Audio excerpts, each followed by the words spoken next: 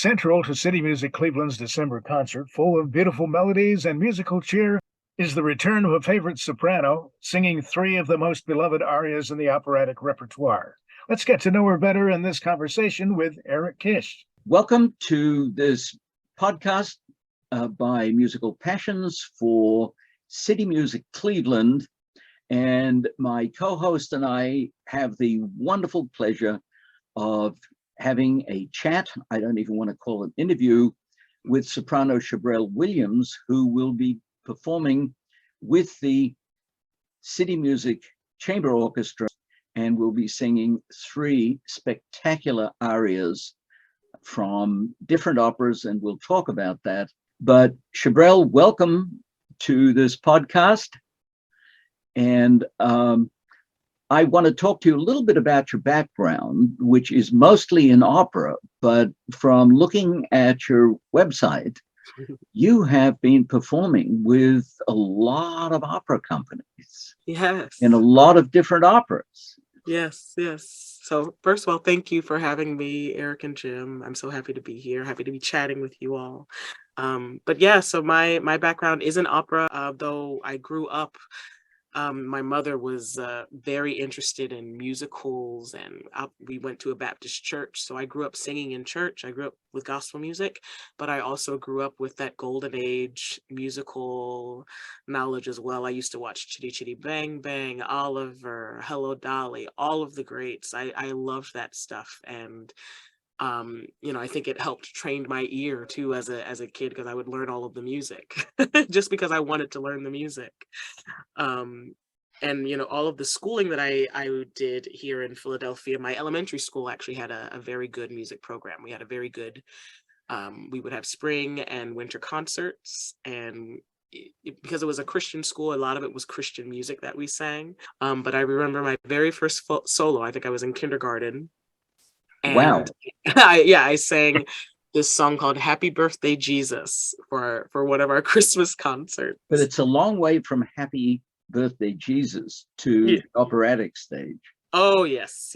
So, one of my teacher, actually, my music teacher at my elementary school, he noticed that I had a knack for learning music and that I, had a little bit of a passion for it. So he actually suggested because this was a kindergarten through 8th grade. Mm-hmm. And so when it was time for me to start applying for high schools, he suggested Kappa, which is the High School for Creative and Performing Arts here in Philly. And he suggested, I think you should really audition for this school. I think you would, you'd place really well there as a voice major. So I auditioned and I got in, and that's when I was introduced to choral music. Two of my voice teachers there, the people that ran the voice department, Mr. Cormier and Dorina Morrow, they also had interest in opera. Mr. Cormier in particular, he taught a class called vocal culture, and that's where we learned about art songs, we learned about different opera singers, we learned about opera. And even though we had concerts every, again, winter and spring, where we did mostly choral music, when more of us started taking this vocal culture class, he taught us arias, and we learned arias there, and we would present some of them in the concerts. I started taking voice lessons, like actual singing lessons, with a voice teacher at Settlement Music School my senior year. So until that point, my teachers thought I was a first alto, second soprano. So did you go to a conservatory after high school? I did. I went to Oberlin Conservatory. Okay. I was right there. That's the Ohio connection. Great. Yes. Now, you talked about having learned 4 years of Italian and had teachers who steered you towards opera. Mm-hmm. But we know you here in Cleveland for a phenomenal Verdi Requiem in which you sang the soprano part under Jim Gaffigan. Very memorable performance.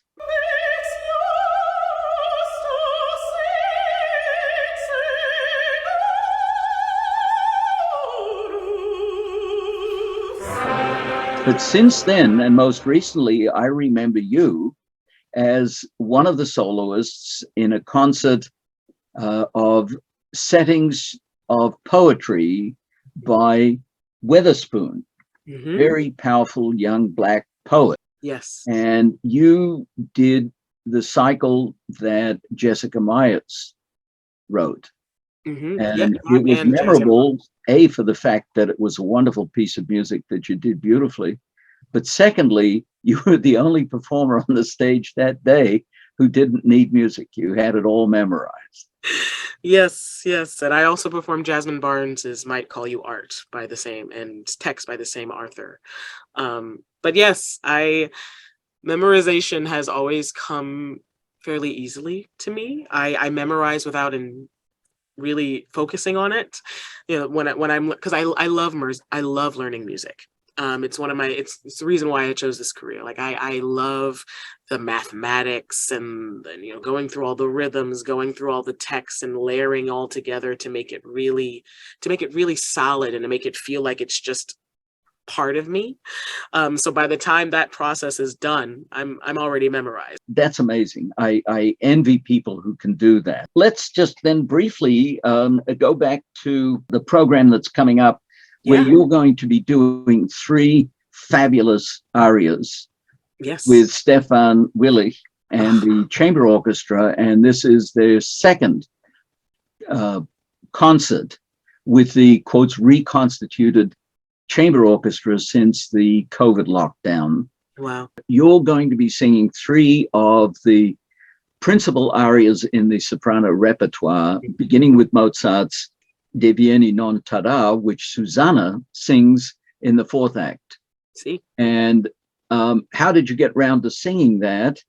And what makes this particular aria special for you? I've sung De Vieni non Tardar, but Susanna, whenever asked to learn anything from this opera, I'm usually asked to sing Countess. So I know Dove Sono, I know Porgiamo, I know the whole role of Countess. But Susanna, I only learned her aria, funnily enough, to sing at my mother's wedding. Oh, wow. I sang it at my mother's wedding when she got remarried in 2007. The most beautiful It's love song. gorgeous. But I think what makes this aria special is that even though it's so gorgeous and really, really seductive and legato and smooth, it is all fake. It is all fake. She is singing this just to entice the count to come out.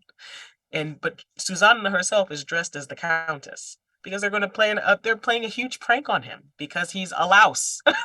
He is a louse for wanting to get with Susanna in the first place. So I think that's what makes this aria very special because it's so beautiful, but it's probably set very comically whenever you see it on stage because Okay, well, that's a perfect lead in to yeah. a second aria that you're doing, which is O mio babbino caro from Gianni Schicchi, of all these people who are trying to play tricks supposedly on a guy who is dying.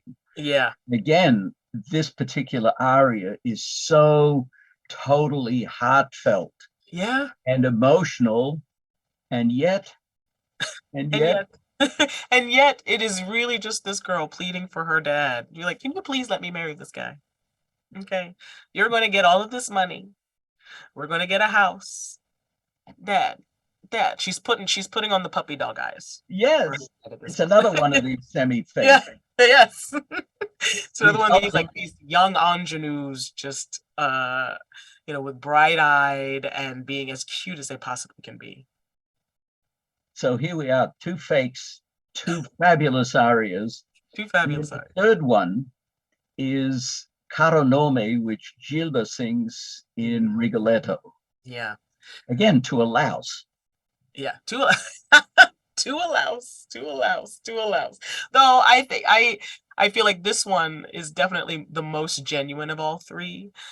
Because she herself, she's very virginal, she's very young, and the name, she just heard this name, Gautier.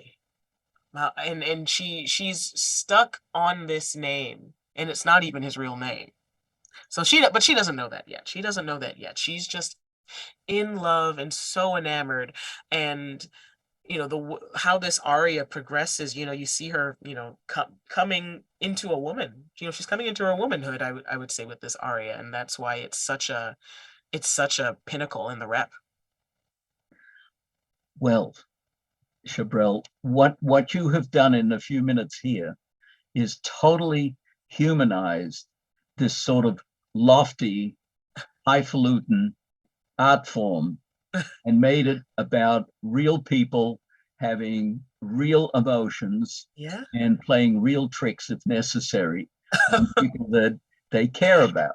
Of course, that's what this art form is. Opera is something on the human condition. This is why I love opera.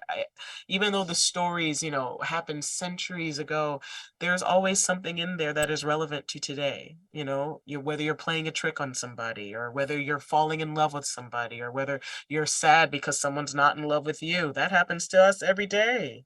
That happens to us every day. Okay, well, listen, thank you very much for taking a time out from your busy schedule Oh, you're kind. to do this interview for Jim and me.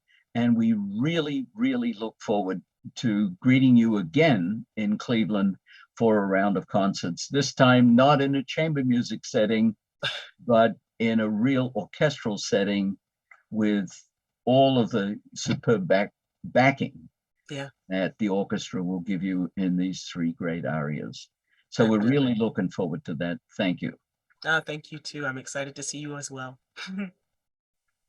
Bye.